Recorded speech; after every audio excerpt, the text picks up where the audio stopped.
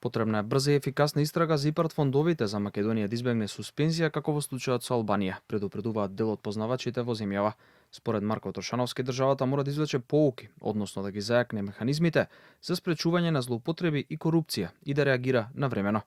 Во спротивно, вели тој, постои сериозен ризик да бидат оштетени корисниците на грантовите кои веќе се соочуваат со последици од суспензијата на ИПАРД програмата. Ако покажеме брза, ефикасна истрага, извлечеме лекција, воведеме дополнително зајакнување на механизмите за злоупотреба и антикорупција, мислам дека ќе ја избегнеме суспензијата како во случајот со Албанија, но тоа мора да се направи многу скоро, многу објективно и многу ефикасно, би рекол, за да ги избегнеме овие работи, затоа што веќе дел од корисниците на грантовите трпат штети.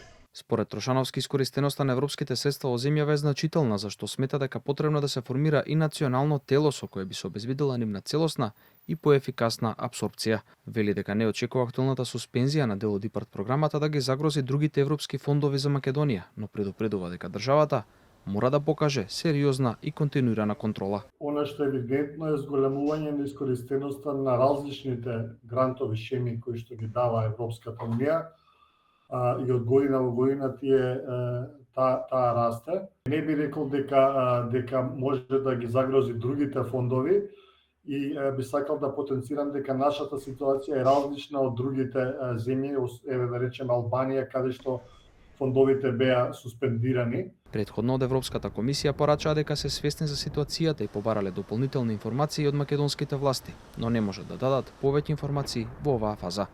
Премиерот Мицкоски пак пред 3 дена порача дека средствата биле времено стопирани со цел да се истражат сите злоупотреби кои се случувале. Мицкоски кажа дека злоупотреби со ИПАРД програмата се правели претходно, зашто нагласи дека ќе има и одговорност.